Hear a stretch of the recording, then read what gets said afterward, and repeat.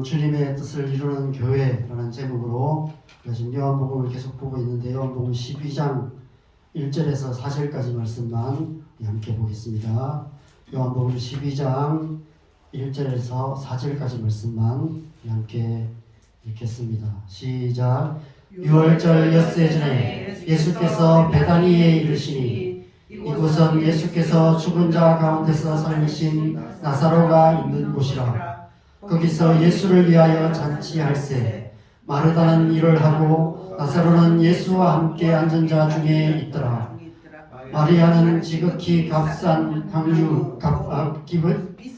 비싼 향유 곧 순전한 나드 한 근을 가져다가 예수의 발에 붓고 자기 머리털로 그의 발을 닦으니 향유 냄새가 집에 가득하더라.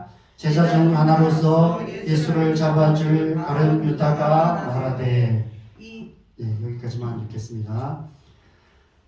오늘은 이 본문을 가지고 또 요한복음 12장 전체의 말씀을 통해서 주님의 뜻을 이루는 교회라는 제목으로 함께 말씀을 보려 합니다. 여러분, 교회란 무엇입니까? 여러분 아시다시피 교회란 건물이 아니라 사람입니다. 예수님을 믿음으로 구원받은 하나님의 백성들이 모여서 교회를 이루게 됩니다.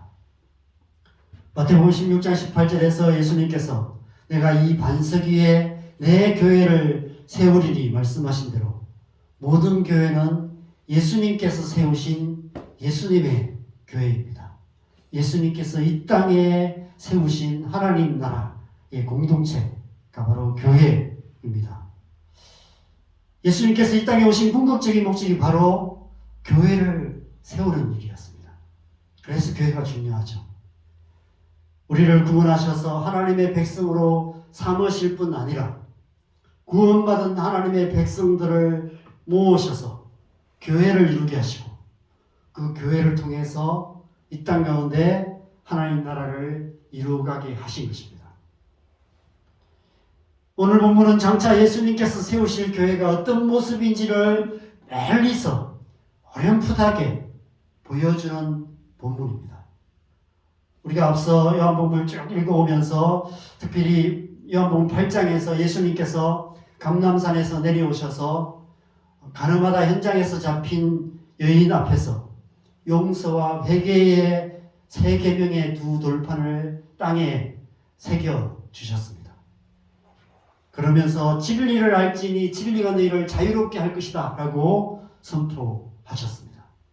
그리고 9장에서 이제 길을 가시기 시작하세요. 십자가를 향해서 가시기 시작하십니다. 9장부터는 예수님께서 십자가를 향해서 가시는 길에 행하신 표적들을 통해서 사도 요한은 예수님이 십자가로 가시는 목적이 무엇인지를 말씀하고 계시는 것입니다.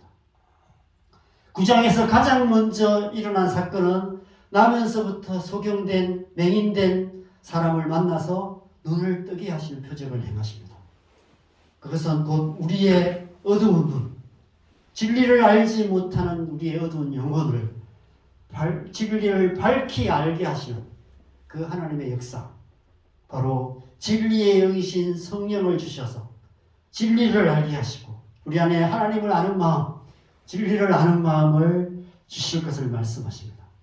그래서 어둠 가운데 방황하는 영혼이 아니라 빛 가운데 거하게 하시기 위해서 예수님께서 십자가의 길을 가고 계신 것입니다. 그 다음 장인 10장에서는 양과 목자의 비유를 통해서 양은 그의 음성을 듣는다라고 말씀하시죠. 우리의 닫혀진 길을 뚫으셔서 하나님의 음성을 듣게 하실 것을 말씀하십니다. 주님께서 우리에게 생명을 주실 뿐 아니라 우리의 목자가 되셔서 우리를 풍성한 생명으로 인도하시는데 우리가 풍성한 생명으로 나아가기 위해서는 하나님의 음성을 듣고 그 하나님의 말씀을 듣고 그 말씀이 무엇을 의미한지를 깨닫고 그 말씀을 따라 살아가야만 풍성한 생명으로 나갈 수 있습니다.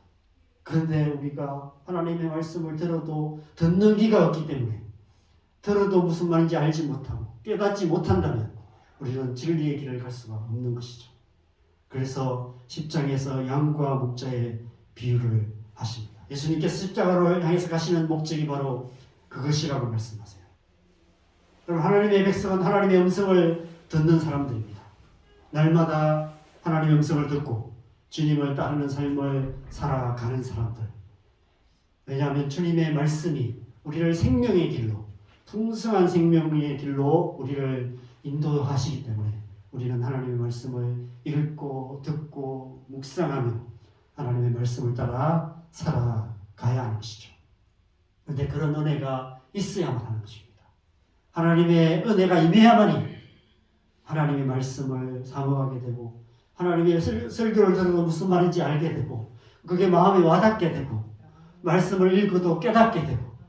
그런데 그 은혜가 없이는, 성령의 은혜가 우리 안에 임하지 않으면 아무리 말씀을 들어도 이해할 수 없고 성경을 펴도 졸리기만 하고 그렇게 될 수밖에 없는 것이죠. 그래서 그 은혜 주시기 위해서 십자가를 향해서 가고 계신다라고 말씀하세요. 그리고 지난주 살펴보았던 11장에서는 죽었던 나사로를 다시 살리시는 놀라운 기적을 행하십니다. 그러면서 부활과 영생의 약속을 주세요. 예수님께서 십자가의 길을 가시는 가장 중요한 목적이 바로 그것이라고 말씀하십니다. 죄로 인해 죽었던 우리를 다시 살리시기 위해서, 우리에게 부활과 영생의 복을 주기 위해서 예수님께서 십자가의 길을 가고 계신다라고 사도 요한이 11장에서 기록하고 계시는 것입니다. 그렇다면 오늘 본문이 12장에서는 무엇을 말씀하시는 것일까요?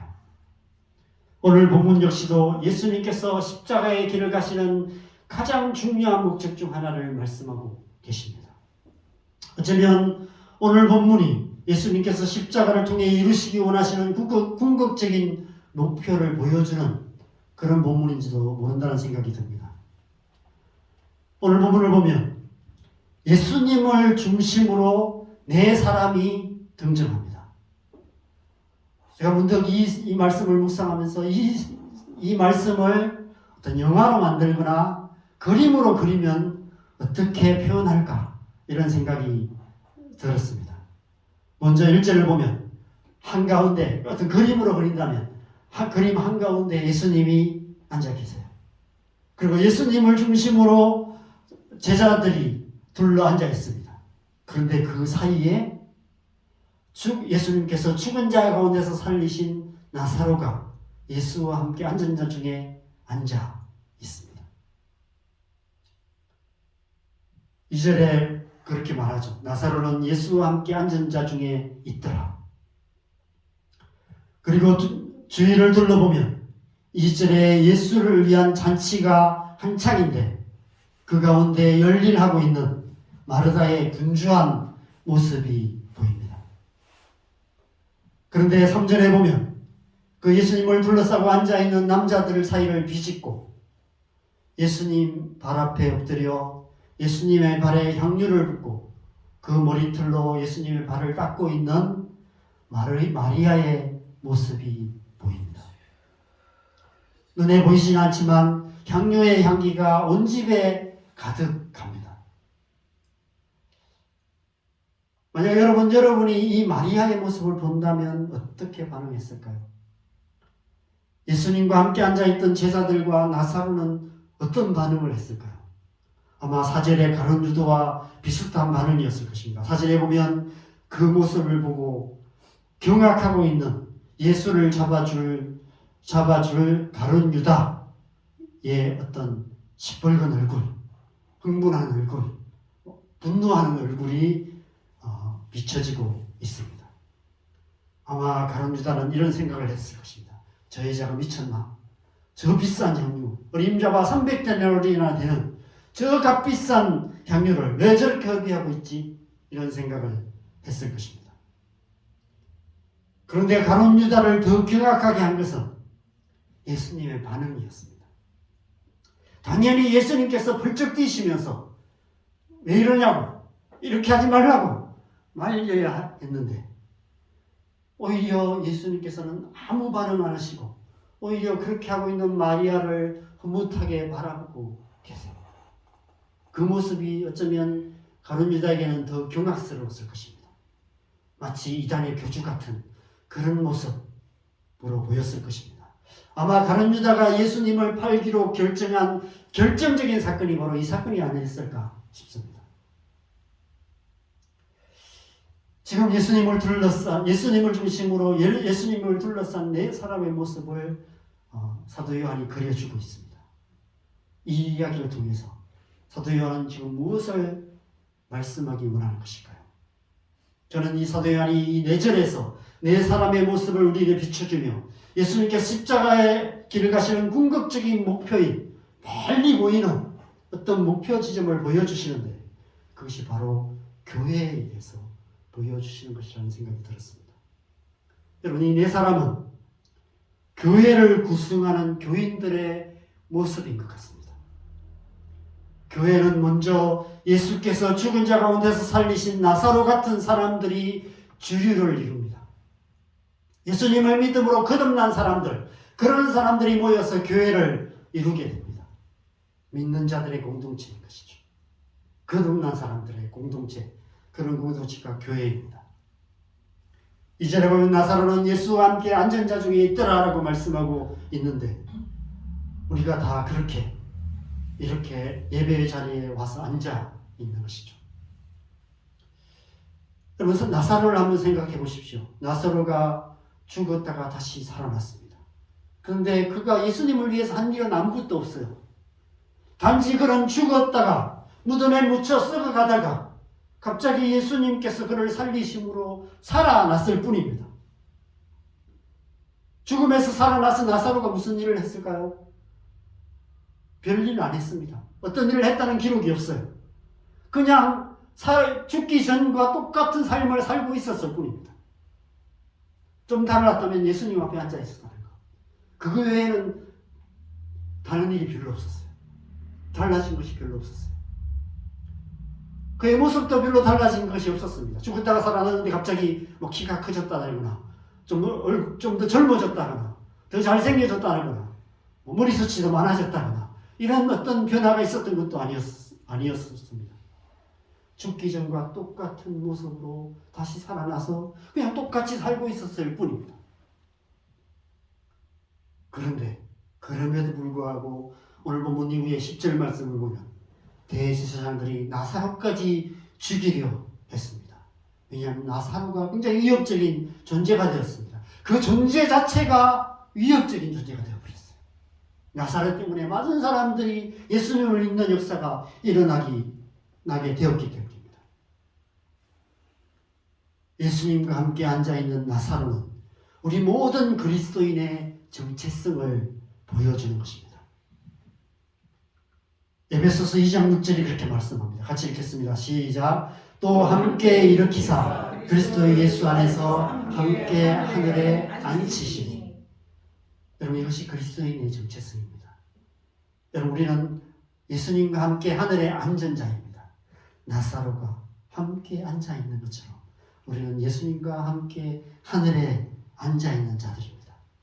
비록 이 세상 속에서는 세상 사람들과 별다를 바 없는 모습으로 세상 사람들과 별다를 바 없는 삶을 산다 할지라도 우리의 존재는, 우리의 신분은 이 세상에 속한 사람들이 아닌 하늘나라에 속한 고귀한 존재들인 것이죠. 그래서 그 존재만으로 이 세상의 위협적인 존재가 될 수밖에 없습니다. 세상이 그리스도인들을 싫어하는 이유가 그거예요. 세상은 그리스도인들을 좋아하지 않습니다. 물론 그리스도인들이 잘못 살아서 싫어하는 것도 있지만 옛날에 잘 살 때도 싫어했어요. 예수 믿고 성실하게 신실하게 살아갈 때도 예수 그리스도를 믿는 사람들을 핍박하고 죽이고 했었습니다. 물론 오늘날은 예수 믿는 사람들이 잘못 살아서 손가락질 당하는 모습들이 안타깝긴 하지만 아무리 예수 그리스도를 믿는 사람들이 잘 산다 할지라도 세상은 그리스도인들을 싫어합니다. 미워합니다. 왜냐하면 위협적인 존재이기 때문에. 그 존재 자체가 하나님의 능력이 되기 때문에 그렇습니다. 그래서 믿는 자들의 모임인 교회가 중요합니다. 그래서 믿는 자들의 모임인 교회가 능력이 있습니다. 이 세상을 이기는 능력, 이 세상을 변화시키는 능력, 교회에 있습니다. 교회를 구성하는 대부분의 성도들은 나사로처럼 예수님과 함께 앉은 자 중에 있는 사람들입니다. 그러나 그것만으로도 충분합니다. 그것만으로도 하나님의 능력이 됩니다. 비록 일주일에 한 번 주일 예배에 참석하는 것이 전부일지라도 그것이 교회의 기초가 되는 것입니다. 그래서 주일에 함께 예배하는 이 시간이 중요한 거예요. 온 세상의 수많은 그리스도인들이 주일날 모여서 예배하는 이 시간들이 우리 눈에 보기에는 별일 아닌 것 같고 아무 일도 안 일어나는 것 같지만 그렇게 예배해왔던 2000년의 역사를 통해서 그리스도의 복음이 땅끝까지 전해지는 역사가 일어났고 지금도 그 역사가 일어나고 있습니다. 그런데 만약 교회가 그런 성도들만 있다면 어떻게 될까요? 어떤 사람들의 모임이든 사람들이 모이는 곳에는 늘 다양한 필요가 있기 마련입니다. 그 중에 누군가는 그 필요를 채우는 역할을 해야만 합니다. 그래서 교회에는 예수를 위하여 열일하는 마르다 같은 사람들이 필요합니다. 성도들이 모여서 예배하는 시간에 누군가는 차량 안내를 하고 누군가는 주보를 나눠주고 누군가는 식당에서 식사 준비를 하고 누군가는 찬양으로 섬기는 역할을 해야 합니다. 예배가 끝나고 성도들이 다 떠나간 빈 예배당을 돌아보며 누군가는 뒷정리를 하고 청소를 해야 합니다. 마르다 같은 역할을 하는 사람들이 필요합니다. 교회에 직분자를 세우는 이유가 바로 이 때문인 것이죠. 그렇다면 3절에 예수의 발에 향유를 붓는 마리아는 어떤 사람일까요? 어떤 역할을 하는 사람일까요? 마리아가 예수 그리스도의 발에 향유를 붓고 머리털로 예수의 발을 닦았다라고 말합니다. 향유 냄새가 온 집에 가득하더라 말씀하고 있습니다. 다른 복음서에는 예수의 머리에 향유를 부었다고 기록하는데 사도 요한은 예수님의 발에 향유를 부은 사실을 더욱 강조하여 기록하고 있습니다. 왜 그럴까요? 구약 성경의 약속의 말씀을 강조하기 위해서입니다.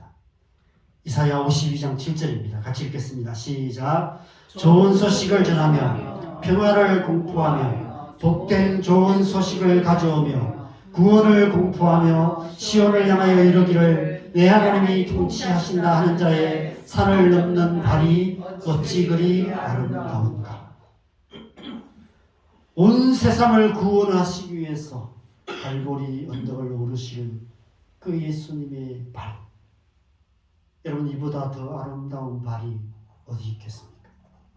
비록 그 발이 흙먼지에 더러워져 있다 할지라도 거룩하신 하나님의 뜻을 이루기 위해서 그 복음을 위해서 산을 넘으시는 갈보리 언덕을 오르시는 그 예수님의 발이 어찌 그리 아름다운고 그렇게 고백하고 있습니다. 이 말씀을 이루기 위해서 마리아가 예수님의 발에 향유를 부은 이 사건을 굉장히 중요하게 기록하고 있는 것입니다. 그 향유의 향기가 온 집에 가득했다고 말씀합니다. 여러분, 향유의 향기가 온 집에 가득하다는 것은 또한 어떤 의미일까요?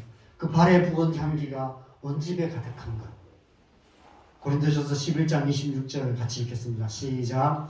너희가 이 떡을 먹으며 이 잔을 마실 때마다 주의 죽으심을 그가 오실 때까지 전하는 것이니라.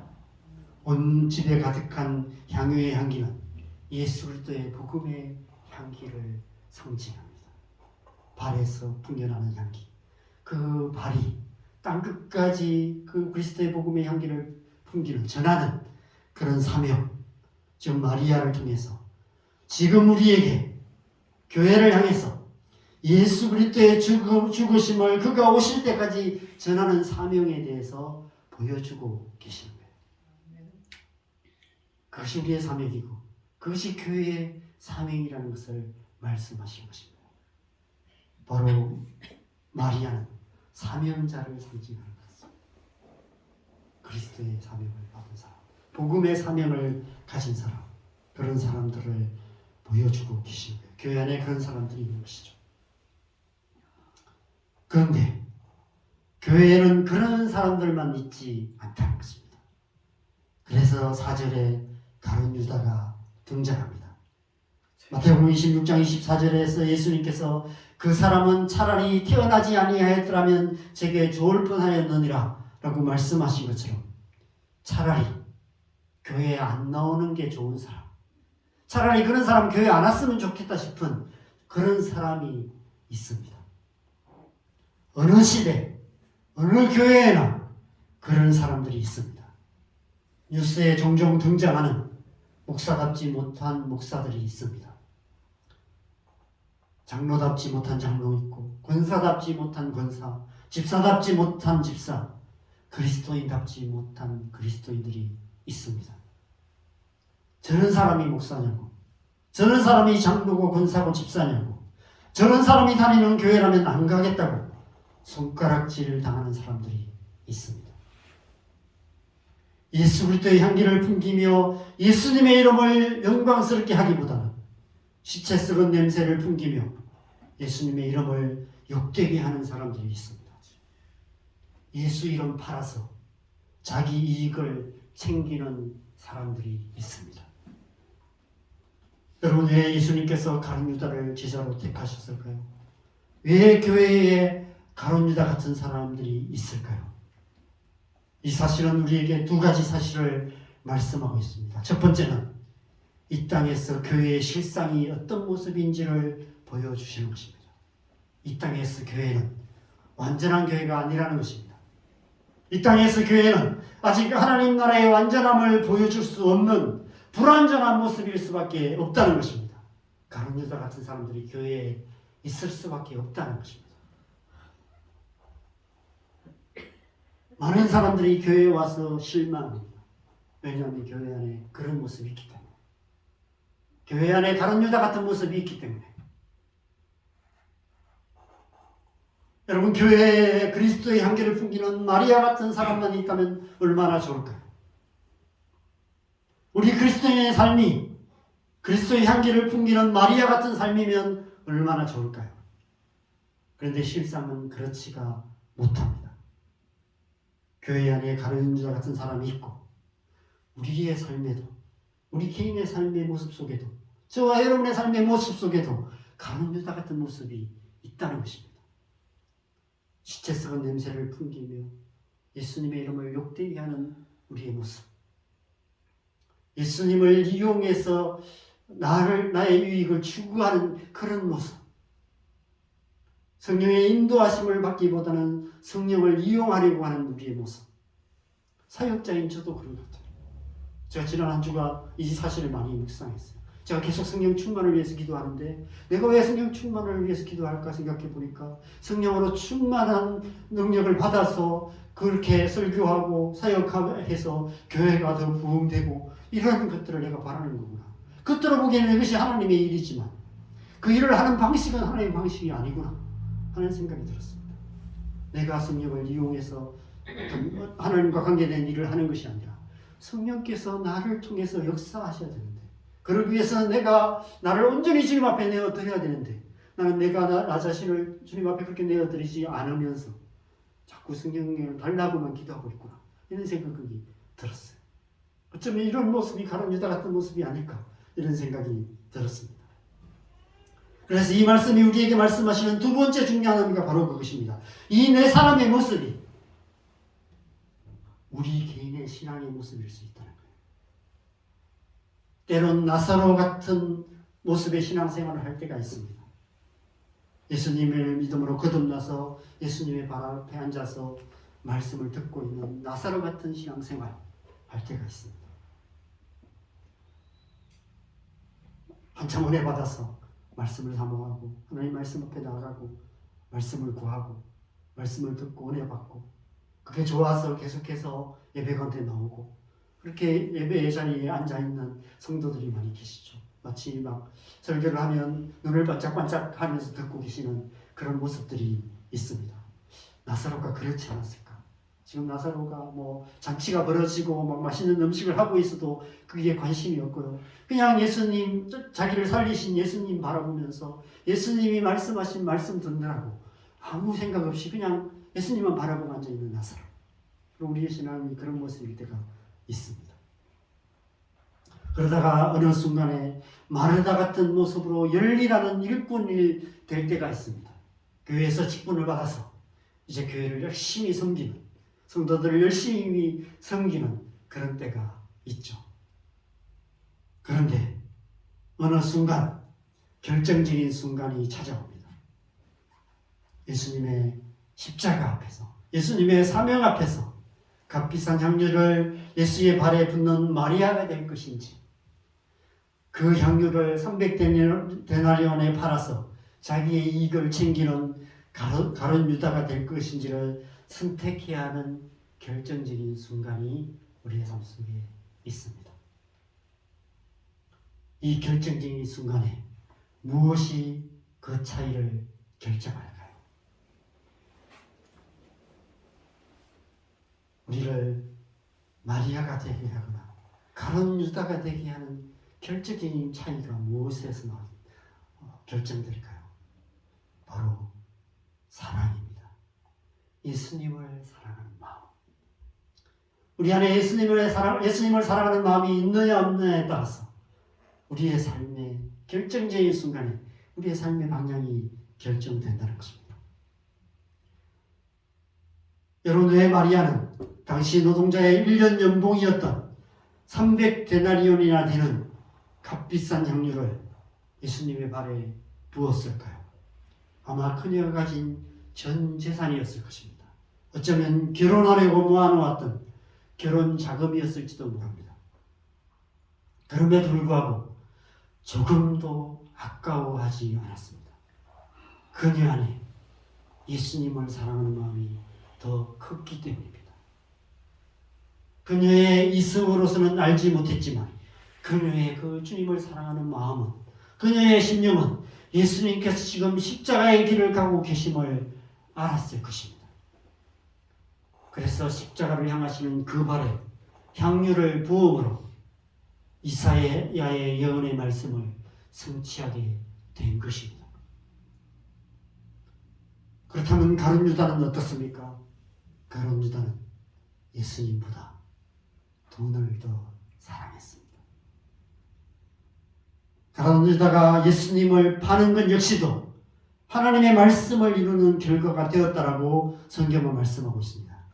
시편 41편 9절입니다. 같이 읽겠습니다. 시작. 내가 신뢰하여 내 떡을 나눠 먹던 나의 가까운 친구도 나를 대적하여 그의 발꿈치를 들었나이다. 요한복음 13장 18절에 바로 이 말씀을 인용해서 예수님이 친히 그렇게 말씀하시죠. 내 떡을 먹는 자가 내게 발꿈치를 들었다 한 성경을 응하게 하려는 것이니라. 여러분, 가룟 유다가 예수님을 팔지 않아도 예수님은 십자가에 못 박혀 죽으셨을 것입니다. 그런데 예수님께서 가룟 유다를 제자로 삼으시고 결국 그는 예수님을 팔므로 이 하나님의 말씀을, 성경을 응하게 했던 것입니다.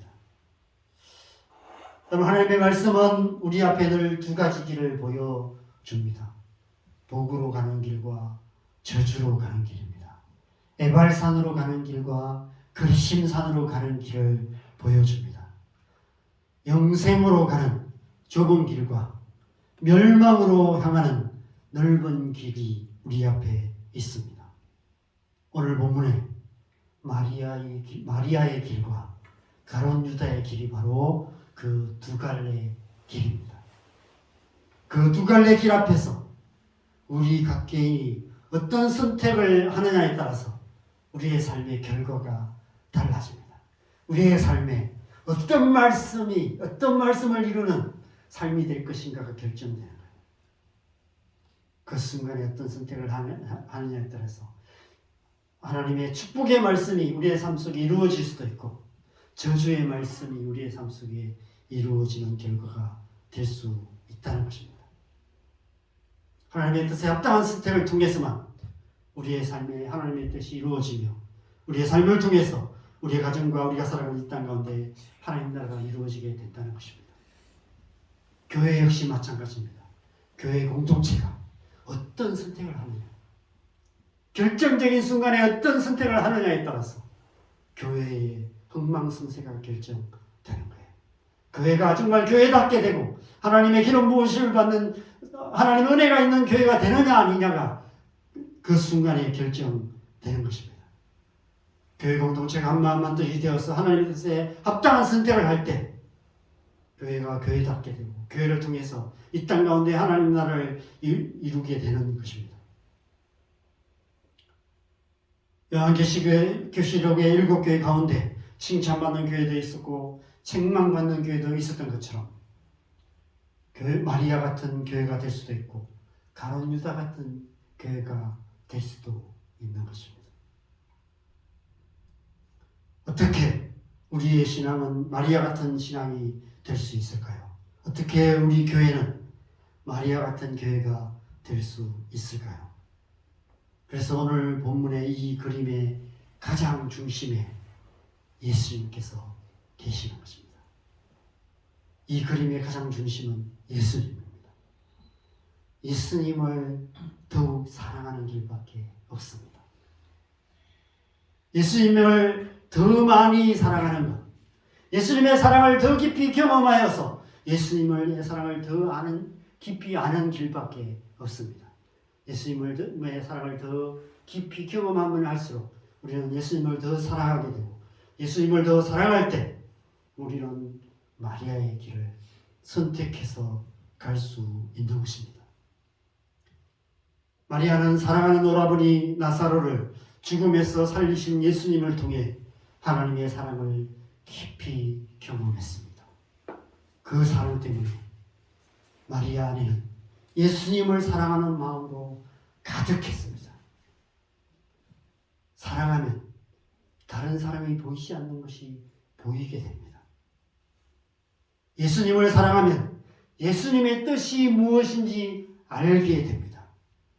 그래서 다른 사람은 몰랐던 예수님의 죽으심을 마리아는 미리 알았던 것입니다. 오늘 본문 1절에 보면 이때가 유월절 엿새 전이었다라고 말씀하고 있습니다.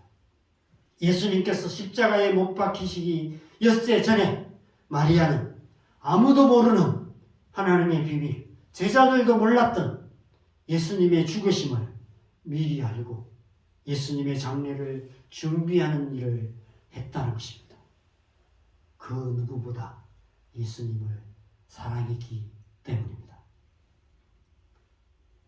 사랑하는 여러분, 저와 여러분 안에 이 사랑이 있기를 소망합니다.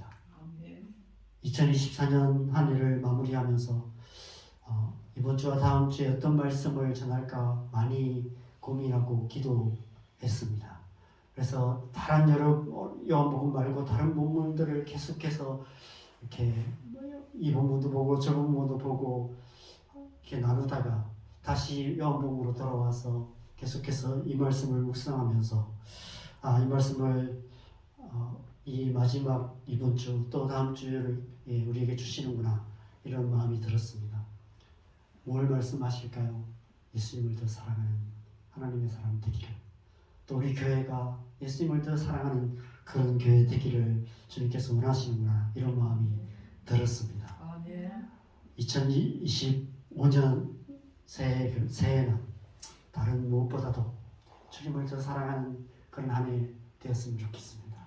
예수님을 사랑함으로 우리의 삶 속에 하나님의 뜻이 이루어지고 우리의 가정 가운데 우리가 살아가는 이 땅 가운데 하나님 나라를 이루어가는 그런 저와 여러분 되시고 그런 우리 자원동교회 되시기를 주님의 이름으로 간절히 축원합니다. 아멘. 우리 함께 찬송가 314장 함께 찬양하고 기도하는 시간 갖겠습니다.